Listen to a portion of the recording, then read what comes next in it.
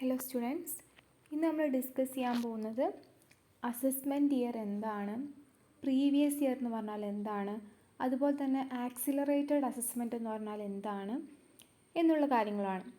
അപ്പോൾ നമുക്ക് ഫസ്റ്റ് നോക്കാം എന്താണ് അസസ്മെൻറ്റ് ഇയർ എന്നും. It means the period of 12 months commencing on the first day of April every year and ending on 31st March next year. അതായത് ഇത് assessment year എന്ന് പറഞ്ഞൊരു 12 months പീരീഡാണ്. അതായത് 12 മാസം വരുന്ന ഒരു കാലയളവാണ് നമ്മൾ ഈ അസസ്മെൻറ്റ് ഇയർ എന്ന് പറയുന്നത്. പക്ഷേ അതിൻ്റെ പ്രത്യേകത എന്ന് പറഞ്ഞിട്ടുണ്ടെങ്കിൽ അത് എന്താണ്, നമ്മുടെ ഫൈനാൻഷ്യൽ ഇയർ പോലെ തന്നെ April 1 തുടങ്ങിയിട്ട് March 31 അവസാനിക്കുന്ന ആ 12 മാസമാണ് നമ്മൾ അസസ്മെൻറ്റ് ഇയർ എന്ന് കൊണ്ട് ഉദ്ദേശിക്കുന്നത്. ഓക്കെ, അസസ്മെൻറ്റ് ഇയർ എന്ന് പറഞ്ഞിട്ടുണ്ടെങ്കിൽ April 1 സ്റ്റാർട്ട് ചെയ്യും, 31 നെക്സ്റ്റ് ഇയർ 31 മാർച്ച് വരെയുള്ള ആ 12 മാസത്തെയാണ് നമ്മൾ അസസ്മെൻറ്റ് ഇയർ ആക്കി കണക്കാക്കാറ്. It is the year in which assessment of income is made. ഇനി മറ്റൊരു രീതി പറയുകയാണെങ്കിൽ ഏത് വർഷമാണോ ഇൻകം അസസ് ചെയ്യുന്നത് അതാണ് അസസ്മെൻറ്റ് ഇയർ എന്ന് പറഞ്ഞാൽ. ഓക്കെ, ഇപ്പോൾ ഒരു വ്യക്തിൻ്റെ ഇൻകം ഏത് വർഷമാണോ അസസ് ചെയ്യുന്നത്, ഓക്കെ, ഏത് വർഷമാണ് നമ്മൾ കാൽക്കുലേറ്റ് ചെയ്യുന്നത്, ഇൻകം വെച്ചിട്ട് ടാക്സ് കാൽക്കുലേറ്റ് ചെയ്യുന്നത്, ആ ഒരു വർഷത്തെയാണ് നമ്മൾ അസസ്മെൻറ്റ് ഇയർ എന്ന് പറയുന്നത്. ഏത് വർഷമാണോ ഇൻകം അസസ് ചെയ്യുന്നത് ആ വർഷം. ഓക്കെ, അപ്പോൾ ഇപ്പോഴത്തെ കറൻറ്റ് അസസ്മെൻറ്റ് ഇയർ എന്ന് ചോദിച്ചാൽ ഇപ്പോഴത്തെ നമുക്ക് 2021 ആണ്. അപ്പോൾ നമ്മൾ പറഞ്ഞ അസസ്മെൻറ്റ് ഇയർ എന്ന് പറഞ്ഞാൽ 1 ഏപ്രിലാണ് സ്റ്റാർട്ട് ചെയ്യുന്നത്. അപ്പോൾ 1 ഏപ്രിൽ 2021 അസസ്മെൻറ്റ് ഇയർ സ്റ്റാർട്ട് ചെയ്തു, അവസാനിക്കുന്ന 31 മാർച്ച് എന്നാണ് നെക്സ്റ്റ് ഇയർ 2022.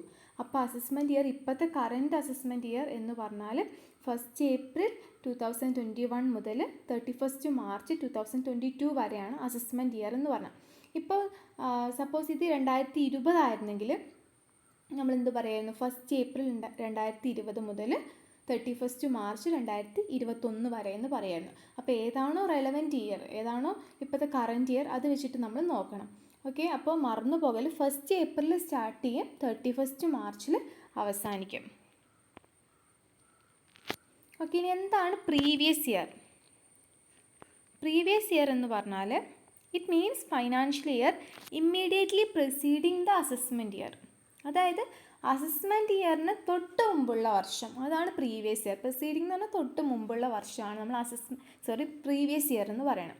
ഓക്കെ, ഏതിന് തൊട്ട് മുമ്പുള്ള, അസസ്മെൻറ്റ് ഇയറിന് തൊട്ട് മുമ്പുള്ള വർഷമാണ് നമ്മൾ പ്രീവിയസ് ഇയർ എന്ന് പറയുന്നത്.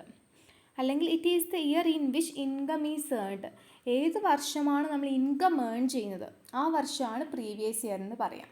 നമ്മൾ നേരത്തെ പറഞ്ഞിരുന്നു അസസ്മെൻറ്റ് ഇയർ എന്ന് പറഞ്ഞാൽ ഏത് വർഷമാണ് നമ്മൾ ഇൻകം അസസ് ചെയ്യുന്നത്, കാൽക്കുലേറ്റ് ചെയ്യുന്നത്, ടാക്സിന് വേണ്ടി, ടാക്സ് എത്രയാണെന്നൊക്കെ ഡിറ്റർമൈൻ ചെയ്യാൻ വേണ്ടി ഇൻകം അസസ് ചെയ്യുന്നത്, ആ വർഷമാണ് നമ്മൾ അസസ്മെൻറ്റ് ഇയർ എന്ന് പറയുന്നത് എന്ന് പറഞ്ഞു. അതുപോലെ ഇൻകം ഏത് വർഷമാണ് നമ്മൾ ഏൺ ചെയ്യുന്നത്, നമ്മൾ ഏത് വർഷമാണ് ഇൻകം ഏൺ ചെയ്യുന്നത് ആ വർഷത്തെ നമ്മൾ എന്തെന്ന് പറയും, പ്രീവിയസ് ഇയർ എന്ന് പറയും. ഓക്കെ, അല്ലെങ്കിൽ അസസ്മെൻറ്റ് ഇയറിന് തൊട്ട് മുമ്പുള്ള വർഷമാണ് പ്രീവിയസ് ഇയർ എന്ന് നമുക്ക് പറയാം. അപ്പോൾ സപ്പോസ് നമ്മൾ നേരത്തെ പറഞ്ഞ അസസ്മെൻറ്റ് ഇയർ ഇപ്പോൾ ഏതാണ്, 2021 1 ഏപ്രിൽ മുതൽ 31 മാർച്ച് 2022 വരെയുള്ളതാണ് അസസ്മെൻറ്റ് ഇയർ എന്ന് പറഞ്ഞു. ആ ഒരു ഇതിൽ വെച്ച് നോക്കുമ്പോൾ പ്രീവിയസ് ഇയർ എന്ന് പറഞ്ഞാൽ ഇപ്പോഴത്തെ പ്രീവിയസ് ഇയർ എന്ന് പറഞ്ഞാൽ ഇപ്പോൾ എന്തായിരിക്കും, 1 ഏപ്രിൽ 2020 മുതൽ 31 മാർച്ച് 2021 വരെ അല്ലേ. അസസ്മെൻറ്റ് ഇയറിന് തൊട്ട് മുമ്പുള്ള വർഷം 2021 1 ഏപ്രിലല്ല അസസ്മെൻറ്റ് ഇയർ സ്റ്റാർട്ട് ചെയ്യാൻ, തൊട്ട് മുമ്പുള്ള വർഷം എന്ന് പറയുമ്പം ഏതാണ്, 1 ഏപ്രിൽ 2020 മുതൽ 31 മാർച്ച് 2021 വരെയുള്ളത്. സാധാരണഗതിയിൽ ഏപ്രിൽ, ഇത് പ്രീവിയസ് ഇയർ എന്ന് പറഞ്ഞാൽ ഏപ്രിൽ തുടങ്ങും മാർച്ചിൽ അവസാനിക്കും നോർമൽ കേസിൽ. ചില കേസിൽ ഉള്ളത് ഞാൻ പറയാം, അത് വരുന്നുണ്ട് നമ്മളടുത്ത് ഡിസ്കസ് ചെയ്യാൻ പോകുന്നത്. ഓക്കെ, അപ്പോൾ ഏപ്രിൽ തുടങ്ങും മാർച്ചിൽ അവസാനിക്കും. അപ്പോൾ അസസ്മെൻറ്റ് ഇയറിന് തൊട്ട് മുമ്പുള്ള വർഷമാണ്. ഓക്കെ,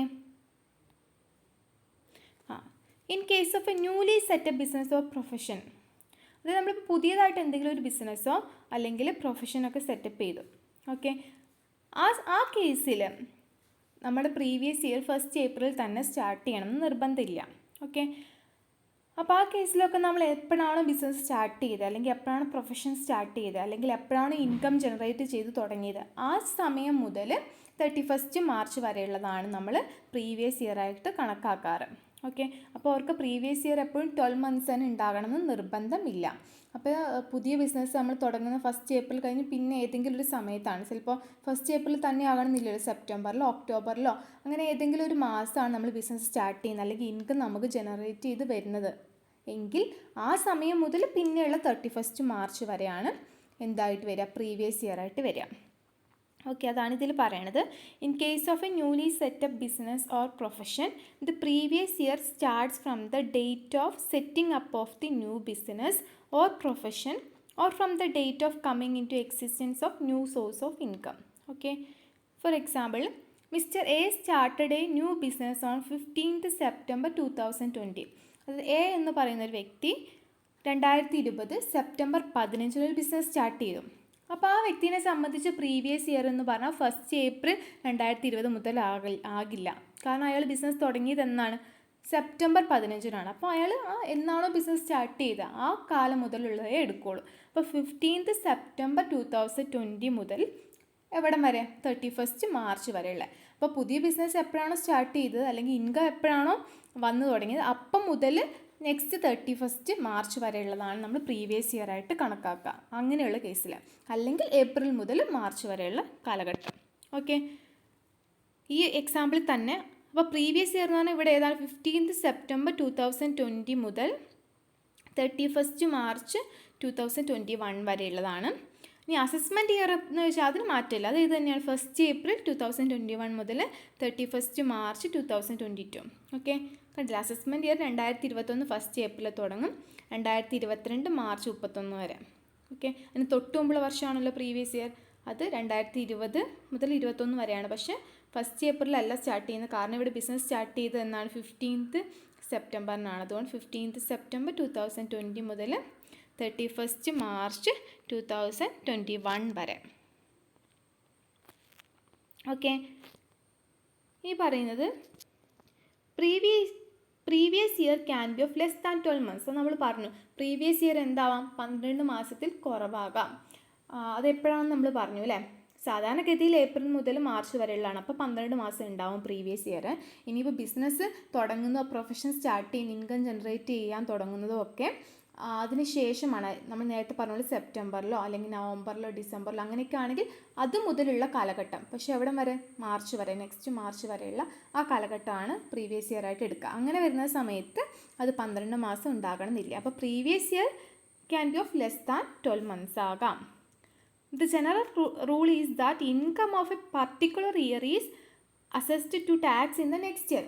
റൂൾ എന്താണ്, പ്രീവിയസ് ഇയർ 12 മാസത്തിൽ കുറയാം, അത് പ്രശ്നമില്ല. റൂൾ എന്ന് പറഞ്ഞാൽ എന്താണ്, ഒരു ഇയറിലെ ഇൻകം നമ്മൾ അസസ് ചെയ്യുന്നത് എപ്പോഴാണ്, നെക്സ്റ്റ് ഇയറിലാണ്. ഓക്കെ, അല്ലെങ്കിൽ ഇപ്പോൾ ഒരു അസസ്മെൻറ്റ് ഇയറിൽ അസസ് ചെയ്യുന്ന കാൽക്കുലേറ്റ് ചെയ്യുന്ന ഇൻകം എന്ന് പറഞ്ഞാൽ എപ്പോൾ ഉണ്ടായ ഇൻകം ആണ്, അതിന് തൊട്ട് മുമ്പുള്ള വർഷം, അതായത് നമ്മൾ പറയുന്ന പ്രീവിയസ് ഇയറിൽ ഉണ്ടായ ഇൻകമാണ് നമ്മൾ അസസ്മെൻറ്റ് ഇയറിൽ എന്ത് ചെയ്യുന്നത്, അസസ് ചെയ്യുന്നത്. ഇപ്പോൾ ഈ അസസ്മെൻറ്റ് ഇയർ എന്ന് പറഞ്ഞാൽ നമ്മൾ പറഞ്ഞു 2021-22 ആണെന്ന് പറഞ്ഞു അല്ലേ. അപ്പോൾ ഈ 2021-22 ഒരു വ്യക്തിൻ്റെ ഇൻകം നമ്മൾ അസസ് ചെയ്യുന്നു. അത് ഏത് ഇൻകമാണ്, എപ്പോൾ ഉണ്ടാക്കിയ ഇൻകമാണ്, 2021-22 ഉണ്ടാക്കിയ ഇൻകം അല്ല നമ്മൾ ആ വർഷം അസസ് ചെയ്യുന്നത്. ഏത് വർഷം ഉണ്ടാക്കിയതാണ്, അതിന് തൊട്ട് മുമ്പുള്ള വർഷം, അതായത് 2020 ഏപ്രിൽ മുതൽ 2021 31st March വരെയുള്ള ആ ഒരു പ്രീവിയസ് ഇയർ ഉണ്ടല്ലോ, ആ പ്രീവിയസ് ഇയറിൽ ഉണ്ടാക്കിയിട്ടുള്ള ഇൻകമാണ്, അല്ലെങ്കിൽ ഏൺ ചെയ്തിട്ടുള്ള ഇൻകമാണ് നമ്മൾ അസസ്മെൻറ്റ് ഇയറിൽ അസസ് ചെയ്യുന്നത്. അതാണ് ഇവിടെ പറയുന്നത്, അതാണ് റൂൾ എന്ന് പറഞ്ഞാൽ. Income of a particular year is assessed to tax in the next year. Okay, ഒരു പർട്ടിക്കുലർ ഇയറിലെ ഇൻകം നമ്മൾ അസസ് ചെയ്യുന്നത് എപ്പോഴാണ്, നെക്സ്റ്റ് ഇയറിലാണ്. അല്ലാണ്ട് ആ വർഷമല്ല, നെക്സ്റ്റ് ഇയറിലാണ് നമ്മൾ അസസ് ചെയ്യാറ് സാധാരണഗതിയിൽ. Okay, sometimes an assessee is liable to pay tax in the previous year itself. Okay, അതിന് മുമ്പ് ഒരു സെൻറ്റൻസ് ഉണ്ട്, ബട്ട് ഇൻ സർട്ടീൻ സർക്കംസ്റ്റാൻസസ്. നമ്മൾ പറഞ്ഞു പ്രീവിയസ് ഇയറിൽ ഇൻകം ആണ് നമ്മൾ അസസ്മെൻറ്റ് ഇയറിൽ അസസ് ചെയ്യുന്നത് എന്ന് പറഞ്ഞു. But in certain circumstances, an assessee shall be assessed during the year in which he earned income. അതായത് ചില കേസിൽ അസസി എന്ന് പറഞ്ഞാൽ ആരാണോ ടാക്സ് അടയ്ക്കാൻ ലയബിളായിട്ടുള്ള ആൾ, ബാധ്യസ്ഥരായിട്ടുള്ള ആൾ, അയാളെ നമുക്ക് അസസി എന്ന് പറയാം. അല്ലെങ്കിൽ ആരുടെ ഇൻകമാണ് നമ്മൾ അസസ് ചെയ്യുന്നത് അയാൾ നമുക്ക് അസസി എന്ന് പറയാം. ഓക്കെ, അപ്പോൾ an assessee shall be assessed during the year in which he earned income. അതായത് ചില സിറ്റുവേഷൻസിൽ ഏത് വർഷമാണോ അസസ്സി ഇൻകം ഏൺ ചെയ്തത് ആ വർഷം തന്നെ അയാളുടെ ഇൻകം അസസ്സും ചെയ്യാം. നേരത്തെ പറഞ്ഞ എന്തായിരുന്നു, നമ്മൾ ഒരു വർഷം ഉണ്ടാക്കിയ ഇൻകം അസസ് ചെയ്യുന്നത് നെക്സ്റ്റ് ഇയറിലാണെന്നാണ് പറഞ്ഞത് അല്ലേ. പക്ഷെ ഇപ്പോൾ പറയുന്നത് ചില സിറ്റുവേഷനിൽ എന്ത് ചെയ്യാം, നമ്മൾ എപ്പോഴാണ് ഇൻകം ഏൺ ചെയ്തത് ആ വർഷം തന്നെ നമ്മൾക്ക് എന്ത് ചെയ്യാം, ചില സിറ്റുവേഷനിൽ ഇൻകം അസസ് ചെയ്യാറുണ്ട്. Sometimes an assessee is liable to pay tax in the previous year itself. അതായത് ചില സമയങ്ങളിൽ അസസി, അതായത് വ്യക്തികൾ എന്ത് ചെയ്യേണ്ടി വരുന്നുണ്ട്, പ്രീവിയസ് ഇയറിൽ തന്നെ, അതായത് ഇൻകം ഏൺ ചെയ്ത വർഷം തന്നെ ഇൻകം അസസ് ചെയ്യപ്പെടാറുണ്ട് അവരുടേത്. അതിനെയാണ് എന്തെന്ന് പറയണത്, ആക്സിലറേറ്റഡ് അസസ്മെൻറ്റ് എന്ന് പറയണത്. ഓക്കെ, ആക്സിലറേറ്റഡ് അസസ്മെൻറ്റ് എന്ന് പറയുന്നത് ഇത്രയേ ഉള്ളൂ. സാധാരണഗതിയിൽ നമ്മളിപ്പോൾ ഒരു പർട്ടിക്കുലർ ഇയറിൽ ഉണ്ടാക്കിയ ഇൻകം അസസ് ചെയ്യുന്നത്, കാൽക്കുലേറ്റ് ചെയ്യുന്നത് അടുത്ത വർഷത്തിലാണ്, അടുത്ത അസസ്മെൻറ്റ് ഇയറിലാണ് നമ്മൾ കണക്കാക്കാറ്. പക്ഷെ ചില സിറ്റുവേഷനിൽ നമ്മൾ ഇൻകം ഉണ്ടാക്കിയ ആ വർഷം തന്നെ, അതായത് ആ പ്രീവിയസ് ഇയറിൽ തന്നെ അസസ്മെൻറ്റ് നടക്കാറുണ്ട്. അതിനെയാണ് ഇതെന്ന് പറയണത് ആക്സിലറേറ്റഡ് അസസ്മെൻറ്റ് എന്ന് പറയുന്നത്. ഇനി അതിൻ്റെ ചില കേസുകളാണ് എപ്പോഴൊക്കെയാണ് ഇങ്ങനെ ആക്സിലറേറ്റഡ് അസസ്മെൻറ്റ് നടത്താറുള്ളത്. അതായത് ഇപ്പോൾ നമ്മൾ ഈ വർഷം ഇൻകം ഉണ്ടാക്കി ഈ വർഷം തന്നെ അസസ്മെൻറ്റ് നടത്തുന്നത് എപ്പോഴാണ്, അതിങ്ങനെയുള്ള കേസുകളിലാണെന്നാണ് പറയണം. ഒന്നാമത്തെ case, income of non resident from shipping business. അതായത് ഒരു നോൺ റെസിഡൻ്റ് ആയിട്ടുള്ള ആൾക്ക് ഷിപ്പിംഗ് ബിസിനസ് എന്നുള്ള ഇൻകം. അപ്പോൾ പ്രത്യേകം നോട്ടാണ്, നോൺ റെസിഡൻ്റ് ആയിട്ടുള്ള ഒരാളാണ്.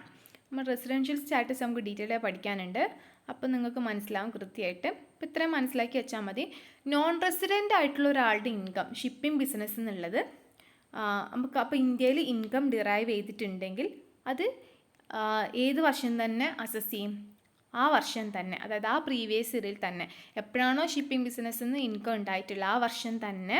അത് പിന്നെ നമ്മൾ അടുത്ത ഈ അസസ്മെൻറ്റ് ഇയറിലേക്ക് എന്ത് ചെയ്യുന്നില്ല, നെക്സ്റ്റ് ഇയറിലേക്ക് നമ്മളത് മാറ്റി വെക്കുന്നില്ല. ആ ഇൻകം ജനറേറ്റ് ചെയ്ത് ആ വർഷം തന്നെ നമ്മൾ എന്ത് ചെയ്യും, അത് കാൽക്കുലേറ്റ് ചെയ്യും, അസസ് ചെയ്യും ആ വ്യക്തിൻ്റെ. ഓക്കെ, അതാണ് ഒരു case. Section 172 income tax act, ഈ സെക്ഷൻ 172 അത് ഡീറ്റെയിൽ ആയിട്ട് മെൻഷൻ ചെയ്യുന്നത്. അടുത്ത് income of persons leaving India. അതായത് ഇപ്പോൾ ഒരു അസസിങ് ഓഫീസർക്ക് ഒരു തോന്നുകയാണ്, അതായത് ഇൻകം ഒക്കെ അസസ് ചെയ്യുന്ന ഓഫീസർക്ക് തോന്നുകയാണ് ഈ ഒരു ഇൻഡിവിജ്വൽ ഒരു പേഴ്സൺ ഇന്ത്യ വിട്ട് പോകാൻ പോവുകയാണ്. ഇനി ഇങ്ങോട്ട് തിരിച്ചു വരാനുള്ള സാധ്യതയില്ല, ഇന്ത്യയിലേക്ക് ഇനി തിരിച്ചു വരാനുള്ള സാധ്യതയില്ല, ഇന്ത്യയിൽ നിന്ന് ടോട്ടലായിട്ട് അയാൾ വിട്ടു പോവുകയാണ്, ഇനി തിരിച്ചു വരാനുള്ള സാധ്യതയില്ല എന്ന് ആ അസസിങ് ഓഫീസർക്ക് തോന്നുകയാണെങ്കിൽ അപ്പോൾ ആ കേസിലും അയാളുടെ ഇൻകം എന്ത് ചെയ്യും, ആ വർഷം തന്നെ അസസ് ചെയ്യും. കാരണം അയാൾ ഇന്ത്യ വിട്ട് പോയി കഴിഞ്ഞാൽ ഇനി തിരിച്ചു വരാനുള്ള സാധ്യതയില്ല. അപ്പോൾ നമുക്ക് അടുത്ത ഒരു ഇയറിലേക്ക് ഇത് അസസ് ചെയ്യാനായിട്ട് മാറ്റി വെക്കാൻ പറ്റില്ല. അപ്പോൾ ആ വർഷം തന്നെ എന്ത് ചെയ്യും, അസസ്മെൻറ്റ് നടത്തും. അതാണ് മറ്റൊരു കേസ്, സെക്ഷൻ 174 കേട്ടോ. അടുത്ത income of an association of persons or body of individuals formed for a particular purpose. Section 174A അത് മെൻഷൻ ചെയ്യുന്നത്.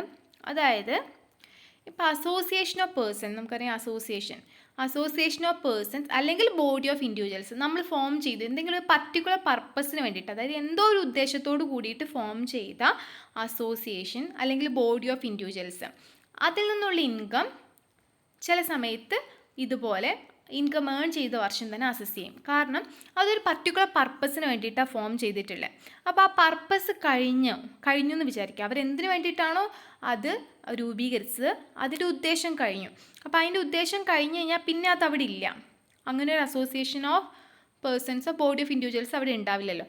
അപ്പോൾ അതെന്ത് ചെയ്യും, അതിൻ്റെ പർപ്പസ് കഴിയുന്നത് മൂലം അങ്ങനെ ഒരു ഇതുള്ളത് കൊണ്ട് എന്ത് ചെയ്യും, ആ വർഷം തന്നെ ആ ഇൻകം നമ്മൾ അസസ് ചെയ്യും, നെക്സ്റ്റ് ഇയറിലേക്ക് മാറ്റി വെക്കുന്നില്ല. അടുത്ത transfer of property to avoid tax. ചില ആളുകൾ ടാക്സ് അവോയ്ഡ് ചെയ്യാൻ വേണ്ടിയിട്ട് അവരുടെ പ്രോപ്പർട്ടി വേറെ ചില ആൾക്കാരിലേക്ക് ട്രാൻസ്ഫർ ചെയ്യുന്ന ഒരു സിറ്റുവേഷൻസ് ഉണ്ട്. അപ്പോൾ അങ്ങനെയൊക്കെ വരികയെന്ന് തോന്നിയിട്ടുണ്ടെങ്കിൽ അസസിങ് ഓഫീസർ എന്ത് ചെയ്യും, ഇപ്പോൾ ഒരു വ്യക്തി ടാക്സ് അവോയ്ഡ് ചെയ്യാൻ വേണ്ടിയിട്ട് പ്രോപ്പർട്ടി വേറെ ആളിലേക്ക് മാറ്റുകയാണ് എന്നൊക്കെ തോന്നിയിട്ടുണ്ടെങ്കിൽ അവരുടെ ഇൻകം എന്ത് ചെയ്യും, ആ വർഷം തന്നെ അസസ് ചെയ്യും, നെക്സ്റ്റ് ഇയറിലേക്ക് മാറ്റി വെക്കില്ല. Last one, on discontinuance of a business of profession, section 174. അതായത് ഒരു ബിസിനസ്സോ പ്രൊഫഷനോ ഡിസ്കണ്ടിന്യൂ ചെയ്യുകയാണ്, അത് നമ്മൾ അടച്ചു പൂട്ടുകയാണ്. ആ ഒരു സിറ്റുവേഷൻ വരുന്ന സമയത്ത് അതിൻ്റെ ഇൻകം എന്ത് ചെയ്യും, ആ വർഷം തന്നെ നമ്മൾ അസസ് ചെയ്യും. ആ ബിസിനസ്സിൻ്റെ പ്രൊഫഷനിൽ നിന്നുള്ള ഇൻകം ആ വർഷം തന്നെ അസസ് ചെയ്യും. ഓക്കെ, അപ്പോൾ ഇങ്ങനെയുള്ള കേസിലാണ് ആക്സിലറേറ്റഡ് അസസ്മെൻറ്റ് നടത്താറുള്ളത്. അതായത് ഒരു നോൺ റെസിഡൻ്റ് ആയിട്ടുള്ള ആൾ ഷിപ്പിംഗ് ബിസിനസ് നടത്തുമ്പോൾ അതിൽ നിന്നുള്ള ഇൻകം, അതുപോലെ തന്നെ ഇപ്പോൾ ഒരു പേഴ്സൺ ഇന്ത്യ വിട്ടു പോവുകയാണ്, തിരിച്ചു വരാനുള്ള സാധ്യത ഇല്ല എന്ന് തോന്നുന്ന സന്ദർഭത്തിൽ, അതുപോലെ അസോസിയേഷൻ ഓഫ് പേഴ്സണോ അല്ലെങ്കിൽ ബോർഡ് ഓഫ് ഇൻഡിവിജ്വൽസ് നമ്മൾ രൂപീകരിച്ചു, ഒരു സ്പെസിഫൈഡ് പർപ്പസിന് വേണ്ടിയിട്ട്, ഒരു പർട്ടിക്കുലർ പർപ്പസിന് വേണ്ടി രൂപീകരിച്ചു. അപ്പോൾ ആ പർപ്പസ് കഴിയുമ്പോൾ അതവിടെ ഇല്ലാതാകും. അപ്പോൾ അങ്ങനെയുള്ള കേസിൽ, അതുപോലെ തന്നെ വ്യക്തികൾ ടാക്സ് അവോയ്ഡ് ചെയ്യാൻ വേണ്ടിയിട്ട് പ്രോപ്പർട്ടി വേറെ ആളുകളിലേക്ക് ട്രാൻസ്ഫർ ചെയ്യാമെന്ന് അസസിങ് ഓഫീസർക്ക് തോന്നിയിട്ടുണ്ടെങ്കിൽ ആ വ്യക്തികളുടെ ഇൻകം ആ വർഷം തന്നെ അസസ് ചെയ്യും. അതുപോലെ തന്നെ ഏതെങ്കിലും ബിസിനസ്സോ പ്രൊഫഷനൊക്കെ ഡിസ്കണ്ടിന്യൂ ചെയ്യുകയാണെങ്കിൽ, ഇങ്ങനെയൊക്കെയുള്ള കേസുകളിൽ ഇൻകം ഏൺ ചെയ്ത വർഷം തന്നെ, അതായത് പ്രീവിയസ് ഇയർ തന്നെയാണ് അവിടെ അസസ്മെൻറ്റ് ഇയർ ആയിട്ട് ഉണ്ടാകുക. നെക്സ്റ്റ് ഇയറിലേക്ക് നമ്മൾ അസസ് ചെയ്യാൻ മാറ്റി വെക്കുന്നില്ല. ഓക്കെ.